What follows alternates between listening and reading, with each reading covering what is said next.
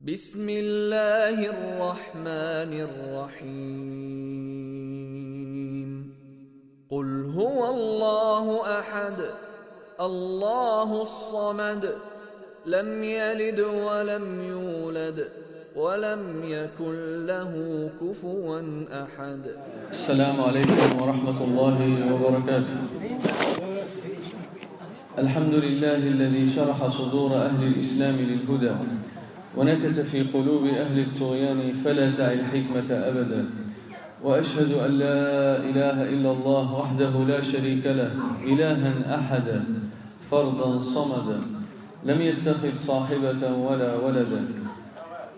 وأشهد أن محمدا عبده ورسوله ما أعظمه عبدا وسيدا وأكرمه أصلا ومحتدا صلى الله عليه وعلى آله وصحبه غيوث الندى وليوث العدى صلاة وسلاما دائمين من اليوم إلى أن يبعث الناس غدا. أما بعد، فإن أصدق الحديث كتاب الله وخير الهدي هدي محمد صلى الله عليه وسلم وشر الأمور محدثاتها وكل محدثة بدعة وكل بدعة ضلالة وكل ضلالة في النار. Busco ayuda en el nombre de Allah, el clemente, el misericordioso. Alabado sea Allah, alabado sea aquel que favoreció unos lugares sobre otros y favoreció unas estaciones, unas temporadas sobre otras, e hizo la Meca como el mejor lugar, la mejor ciudad del universo, e hizo el Ramadán como el mejor mes de todos los meses. Le alabamos, buscamos su ayuda y le pedimos perdón por todos nuestros pecados y errores. A quien Allah guíe, nadie podrá desviar, y a quien Allah abandone por culpa de sus pecados y malas inclinaciones, nadie podrá guiar. Y doy testimonio que no hay nada ni nadie que merezca ser adorado en este universo excepto Allah, único sin asociados, el Señor de los primeros y de los últimos, aquel que es adorado en toda época y en todo lugar. Y doy testimonio que Muhammad es su siervo y mensajero, aquel que surgió en una época en el que las enseñanzas de los profetas estaban olvidadas y las vivificó de nuevo para así guiar a la gente a la adoración de un único Dios. Que el amor y la protección de Allah sean con él, con su bella familia y compañeros y con todos aquellos que los sigan en la creencia, en las palabras y en las acciones hasta el día del juicio final. Amén. Hermanos y hermanas, seguimos hablando en esta nuestra tercera clase de Suratul Ikhlas. Seguimos explicando esta gran sura, este gran capítulo que hay en el Corán, que equivale en recompensa a un tercio del Corán el Karim. Y hoy nos toca, como digo, la tercera clase. Hoy ya nos metemos de lleno en el primer versículo de estos 4 versículos, 4 aleyas que tiene Suratul Ikhlas. Hoy hablaremos de Qul huwa Allahu ahad, Allahu samad. Hoy vamos a explicar esta parte, estas 2 aleyas. Qul huwa Allahu ahad, Allahu samad. Hoy vamos a explicar estas 2 aleyas bi'idhnillahi ta'ala. Rabbana alayka tawakkalna wa ilayka anabna wa ilayka al-masir. La hawla wa la quwwata illa billah. Allahumma la sahla illa ma ja'altahu sahla wa anta taj'al al-hazna idha shi'ta sahla. Empieza esta leya, esta sura, como dije, fue revelada en la Meca, y es Suratul Makkiyah, y empieza diciendo Qul. Qul, en idioma árabe, Qul huwa fi'lu amr, es un verbo imperativo. Qul es un verbo imperativo que implica orden, y en español significa di. Di, oh profeta Muhammad sallallahu alayhi wa sallam. Algunas traducciones del Corán te ponen di y entre paréntesis Muhammad. Pero lo más correcto, la educación min al-adab con el profeta sallallahu alaihi wasallam no es decir di Muhammad, sino di oh profeta Muhammad, oh Rasul Muhammad, oh mensajero Muhammad sallallahu alaihi wasallam. Qul ay ya Nabi Allah, qul ay ya Rasul Allah.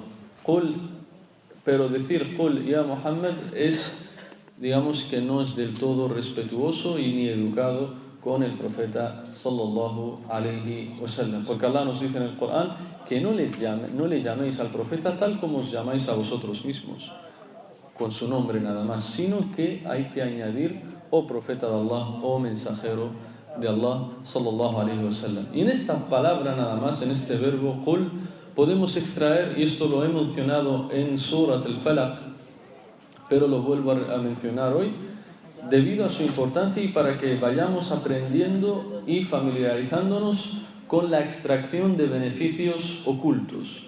Los beneficios en el Islam, al-fawaid, se clasifican en dos tipos: fawaid zahira wa fawaid ghayr zahira, o batina in shi'ta. Los beneficios se clasifican en dos tipos: beneficios aparentes, que todo el mundo ve, que es fácil obtenerlos, extraerlos, deducirlos, sacarlos, y otros beneficios que están ocultos. Hay que pensar más, hay que reflexionar más para así extraerlos. A primera vista tú no los puedes ver, pero si tú reflexionas y te pones a pensar en esa ley, los puedes sacar. Por ejemplo, dice Ibn al-Qayyim que en Surat Yusuf dice que tiene más de 1000 beneficios. فيها أكثر من 100 فائدة. Solo Surat Yusuf. 1000 beneficios. 1000 beneficios. La ley que habla del wudú, cómo hacer el wudú, dice Ibn Daqiq al-Aid, فيها 500 فائدة. La ley que habla de solo cómo hacer el wudú, solo es una ley. Oh creyentes, cuando os levantéis a rezar, lavaos vuestra cara, vuestras manos hasta los codos, limpiaos la cabeza y lavaos vuestros pies. Esta ley, esta frase que he dicho, tiene 500 beneficios. 500. ¿Cómo se han obtenido esos beneficios? Porque los sabios reflexionan en las leyes e intentan sacar beneficios. No como nosotros decimos, sí, la ley dice que hay que lavarse la cara, las manos, mojarse la cabeza y lavarse los pies. Ya está. 5 cosas, 4 cosas, 3 cosas. Los sabios dicen que tienen 500 beneficios. 500. Y los mencionó. Lo mismo esta ley, esta palabra, qul. Esta frase, qul, tú entiendes solo di, qul. Todos lo sabemos, incluso los que no saben árabe saben qué significa qul, di. Los sabios Ibn al-Qayyim han mencionado muchos beneficios. Solo esta frase, qul, esta palabra, qul. Nosotros vamos a mencionar solo 3 beneficios para que así os vayáis familiarizando con la extracción de beneficios del Corán, para así meditar y reflexionar el Corán, lo que se denomina en árabe at-tadabbur. Dice, qul fiha dalil anna al-Corán kalamullah. Qul es prueba de que el Corán es la palabra de Allah. ¿Cómo entonces? Hermanos, yo solo veo di, yo no veo que el Corán es la palabra de Allah, yo solo leo di, una palabra, di. ¿De dónde sacas tú que el Corán es la palabra de Allah? Dicen los sabios, es la palabra de Allah porque es Allah quien le dice al profeta di.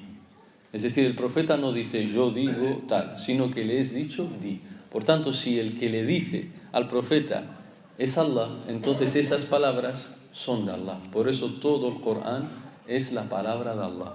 Porque Allah solo habla cuando revela cosas a los seres de los hombres, a los profetas. Allah no le habla a mí ni te habla a ti. Cuando Allah habla a alguien, revela a alguien, el wahi, cuando le habla de las personas, de los seres humanos, porque también ha revelado a las abejas y a la madre de Musa también. Pero cuando habla para revelar algo a los hombres es wahi, es kalamullah, es para darle un mensaje a la gente. Por tanto, di, es decir, extraemos el primer beneficio, que el Corán es la palabra de Allah. Es la palabra de Allah. Segundo beneficio, obtenemos de la palabra di que Muhammad es un profeta de Allah, es un mensajero de Allah. Fiha dalil anna Muhammadan Rasulullah. ¿Por qué? Porque Allah le habla a él. Porque Allah le está hablando al profeta. Y Allah habla a los profetas. No te habla a ti ni me habla a mí. Allah habla a los profetas, con los profetas. Por tanto, la segunda prueba es que di implica que Muhammad es el profeta de Allah. Y el tercer beneficio, tiene muchos. Y el tercer beneficio de esta palabra di, fiha hathun ala da'wa ila al-Islam. أو إلى دعوة لا إله إلا الله. es prueba esta palabra de que tenemos que enseñar a la gente la ilaha illallah. Tenemos que hacer da'wah, tenemos que educar a los demás, porque Allah nos dice di, es decir, enseña, habla, comunica a la gente. Por tanto, una sola palabra, un solo verbo, y tiene más beneficios. Nosotros hemos mencionado solo 3 para que veáis la importancia que tiene reflexionar en el Corán para así obtener beneficios. Porque eso es lo que quiere Allah de nosotros. No solo leerlo, sino entenderlo. No ser como la gente del libro que dice Allah en el Corán: وَمِنْهُمْ أُمِّيُّونَ لَا يَعْلَمُونَ الْكِتَابَ إِلَّا أَمَانِي. قال البغوي أماني es decir تلاوة مجرد تلاوة ولا يفهمون معناه. Allah nos dice en el Corán, hablando de la gente del libro, que lo único que saben de su libro sagrado, del Evangelio, de la Torá, es solo recitarlo, recitar y recitar, pero no lo entienden. Entonces nosotros no tenemos que ser de ese tipo de personas. قل هو الله أحد. هو قال العلماء هو ضمير الشأن. ضمير الشأن. En español, huwa es decir, él. Él es un pronombre. Damir al-Sha'n lo podemos traducir en español como es un pronombre personal, es decir, que se refiere a Allah subhanahu wa ta'ala, que enfatiza la grandeza y la importancia de Allah subhanahu wa ta'ala. Por eso, porque la ley podría tener sentido diciendo Qul Allahu Ahad. Tiene sentido en el idioma árabe. Qul Allahu Ahad. Di Allah es único. Pero no, dice Qul Huwa Allahu Ahad, para que enfatizar, para darle más importancia a la grandeza y a la unicidad de Allah subhanahu wa ta'ala. Qul Huwa Allah. ¿Qué quiere decir Allah? ما معنى الله؟ قال ابن عباس وقد ذكره ابن جرير الطبري في تفسيره قال ابن عباس الله أي ذو الألوهية والعبودية على خلقه أجمعين. En español, Allah significa aquel que merece la adoración y es la divinidad de todos los seres creados.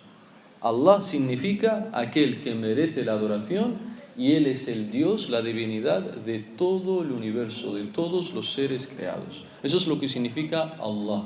Y es el nombre personal de Allah subhanahu wa ta'ala. Es el nombre de Allah. Por eso está prohibido, no es permitido que si tú tienes un hijo o una hija y le pongas Allah de nombre.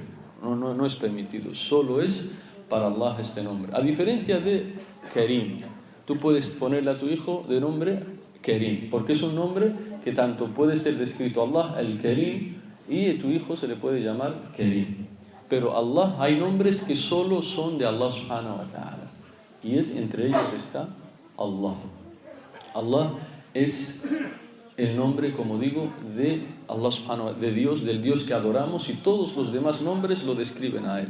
Decimos Ar-Rahman es el nombre de Allah, el Karim es el nombre de Allah, Al-Ghafur es el nombre de Allah, Al-Tawwab es el nombre de Allah. Todos los demás nombres lo describen a Él, Allah subhanahu wa ta'ala. Qul huwa Allahu ahad. Ahad. Ahad, قال الإمام البخاري في تفسيره أي واحد. Y أحد الأحد والواحد هما اسمان من أسماء الله الحسنى ويدلان على ثبوت الوحدانية لله تعالى. الأحد y الواحد, estos dos nombres son dos nombres de Allah subhanahu wa ta'ala, de los bellos nombres de Allah subhanahu wa ta'ala, y hacen referencia a que Él es único en todos los sentidos. Él es único en su ser, en sí mismo, es decir, nada ni nadie se le parece. Él es único en sus nombres y atributos, es decir, tiene nombres que nadie puede tener en cuanto a significado e implicancia. Y sus atributos nadie se les asemeja. Por ejemplo, de los atributos de Allah subhanahu wa ta'ala está que escucha. Nadie puede escuchar como Allah subhanahu wa ta'ala. Allah no se le escapa ni una voz, ni un sonido, ni un ruido. Tú y yo, por ejemplo, no sabemos lo que está pasando ahora en nuestra casa. No sabemos lo que está pasando en nuestra casa. Si están hablando en nuestra casa, tú y yo no lo sabemos. Pero Allah subhanahu wa ta'ala lo escucha. Desde su trono, Allah subhanahu wa ta'ala escucha todo. Por eso sus atributos no se le parecen a nadie. Él es el perfecto y el único. Huwa ahadun fi dhatihi, ahadun fi asma'ihi wa sifatihi, ahadun في ألوهيته أحد في أفعاله, es decir, أحد في كل شيء. Él es único en todos los sentidos. Por eso, Bilal ibn Rabah, radiyallahu anhu, cuando lo azotaban, lo torturaban, los idólatras de la Meca, para que deje el Islam, este compañero del profeta, él solo repetía Ahadun Ahad, el único, es decir, yo adoro al único, por más que vosotros me maltratéis, me torturéis, que por más que queráis que abandone esta religión, yo nunca la abandonaré, y por eso digo Ahad, Ahad, Ahad, siempre estaré repitiendo que Allah es el único que hay que adorar. Y por eso, entonces en esta ley, Qul huwallahu ahad, Allah le está diciendo, oh profeta, comunica a la gente que yo soy el único, que yo, Allah, soy el único en todos los sentidos, el único que merece la adoración. Nadie merece la adoración excepto yo, es decir, Allah subhanahu wa ta'ala. Vamos a escuchar el adán y seguimos. Por tanto, decíamos que Allah en esta primera ley de esta sura le dice a su profeta sallallahu alaihi wasallam que proclame, que enseñe a la gente y diga que Allah es el único en todo y sobre todo el único que merece ser adorado. Es decir, es una invitación a la gente al monoteísmo, a ese monoteísmo puro y sin compromisos. Y vemos que el monoteísmo, es decir, el adorar a un solo Dios, el reconocer a un ser superior, a un Dios superior, es el estado natural y el instinto natural de todos los seres humanos en todas las épocas. Todas las personas han nacido o nacieron con ese instinto natural, con ese estado natural que llamamos en árabe al-fitra, y es el de reconocer siempre a un ser superior. Dice el profeta sallallahu alaihi wasallam en un bellísimo hadith, importante hadith que está en Sahih al-Bukhari y en Sahih Muslim, قال رسول الله صلى الله عليه وسلم كل مولود يولد على الفطرة فأبواه يهودانه أو ينصرانه أو يمجسانه إلى آخر الحديث. En español dice el profeta sallallahu alaihi wasallam, todo recién nacido nace con la inclinación natural, con el estado natural de reconocer y adorar a un solo Dios, pero son sus padres quienes lo llevan o lo convierten al cristianismo o al judaísmo o al zoroastrianismo, etc. Es decir, en este hadith el profeta sallallahu alaihi wasallam nos está enseñando, hermanos y hermanas, que toda persona ha nacido siendo musulmana, es decir, adorando y reconociendo a un solo Dios superior. Por eso vemos que en la historia todas las personas siempre han tenido alguien en el que creyeron superior, una divinidad. Y esta es una de las pruebas más importantes de la existencia de Dios, y es que todas las personas, independientemente de su cultura, del lugar en el que hayan estado, siempre han creído en un ser superior. ¿Por qué? Porque Allah lo ha creado en todos los seres humanos, el de reconocerle. Y por eso vemos que este hadith lo confirma también el Corán, otra ley del Corán, y nos dice Allah en el Corán, فطرة الله التي فطر الناس عليها لا تبديل لخلق الله.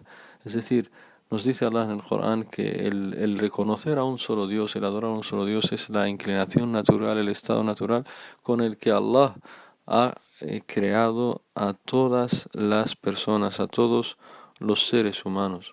Y por eso este era el primer mensaje que Allah encomendaba a todos los profetas y mensajeros cuando les enviaba a sus pueblos y a sus naciones. Por eso, por ejemplo, dice Allah en el Corán, وَمَا أَرْسَلْنَا مِنْ قَبْلِكَ مِنْ رَسُولٍ إِلَّا نُوحِي إِلَيْهِ أَنَّهُ لَا إِلَهَ إِلَّا أَنَا فَاعْبُدُونَ.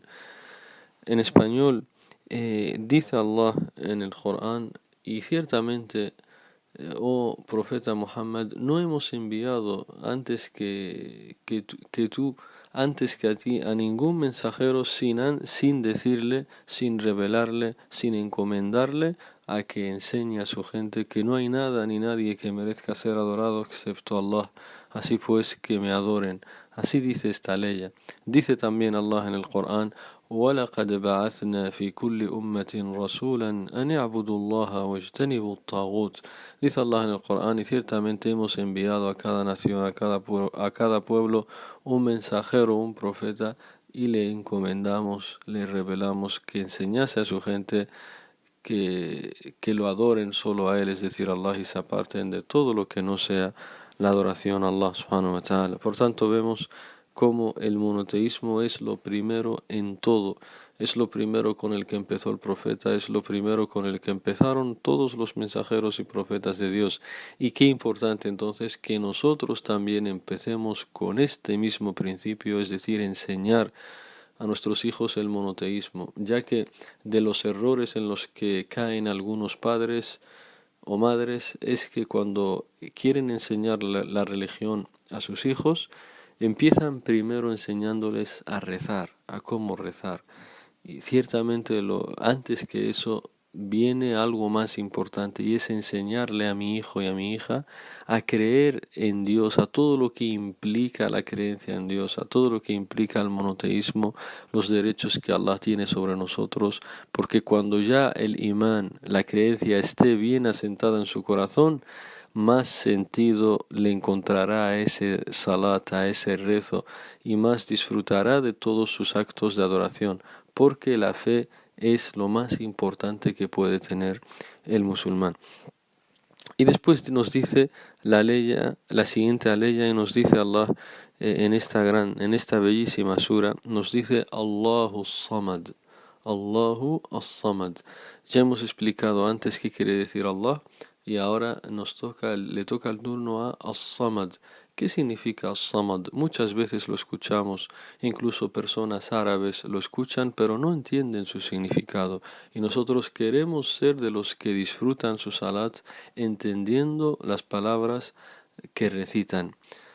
Y As-Samad, los sabios mencionan 4 significados de esta palabra, pero todos estos significados digamos que coinciden o son correctos y válidos. El primer significado que mencionan los sabios de As-Samad dicen هو الذي تقصده الخلائق في حاجاتها.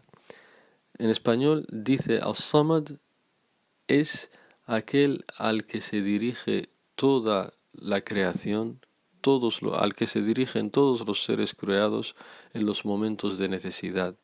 Es decir, a Él es el que acuden cuando están preocupados, cuando están en necesidad, cuando están pasando por problemas, cuando están tristes, cuando necesitan algo. En todos esos momentos al que se dirigen es Allah. Y ese es el significado de As-Samad, es decir, aquel al que se dirigen todos los seres creados en los momentos de necesidad. El segundo significado que mencionan nuestros sabios de esta palabra As-Samad es Huwa Sayyidul Kamil. En español, As-Samad significa también el Señor que es perfecto, es decir, es perfecto en todo. No tiene ningún defecto, ningún error, nada que disguste a las personas, sino que todo de Él es perfecto, tanto sus nombres como sus atributos como sus acciones. Por eso, quien esté cerca de Allah subhanahu wa ta'ala también se siente como enriquecido y no necesita de nadie más.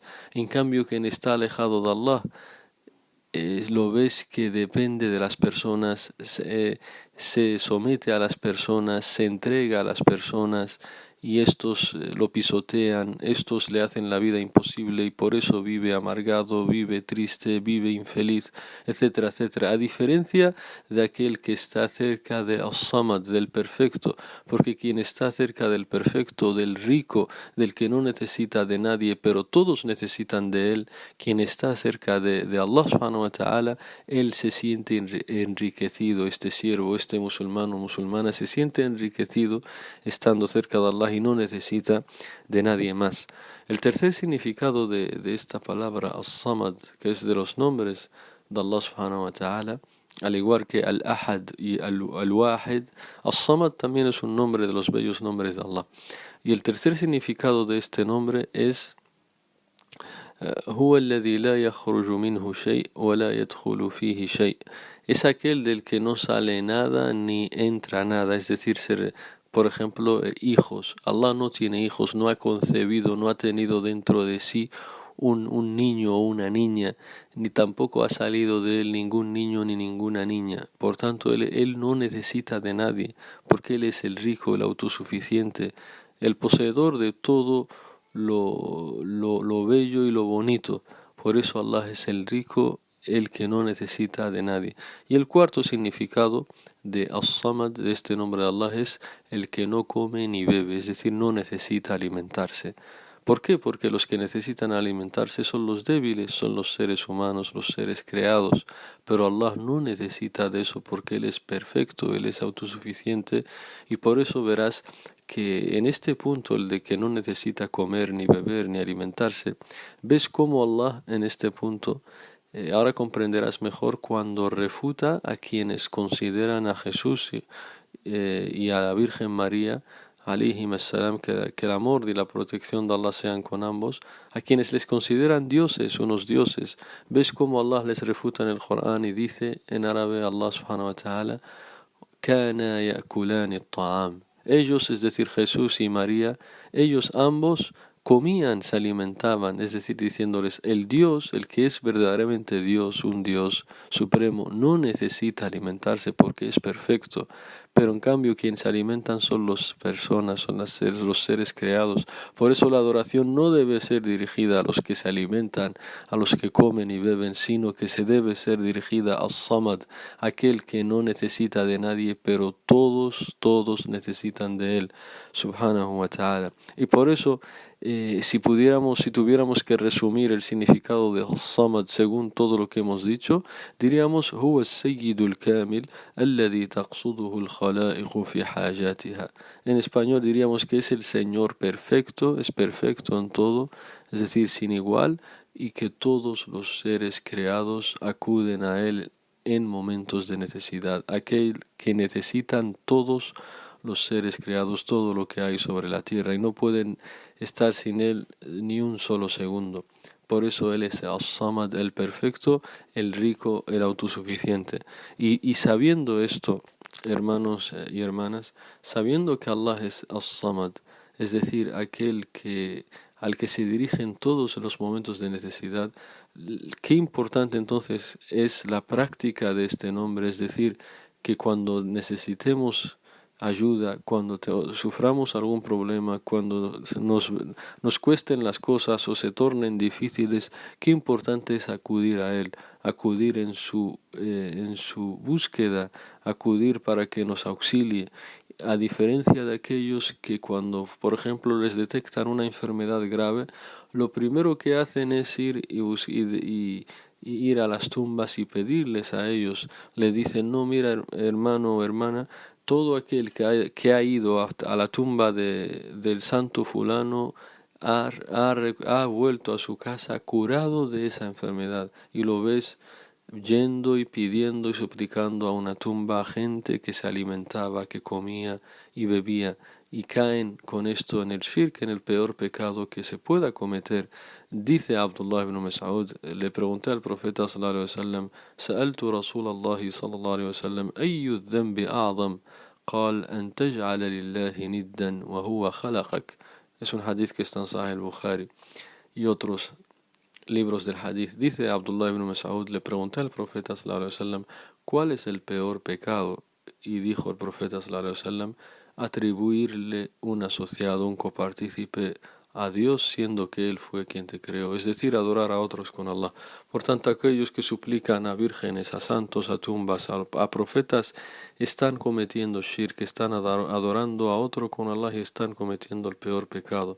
Por eso estas dos leyes nos enseñan que solo hay que dirigirnos a Él, a Allah subhanahu wa ta'ala, para así solucionar nuestros problemas, nuestras tristezas y nuestras preocupaciones.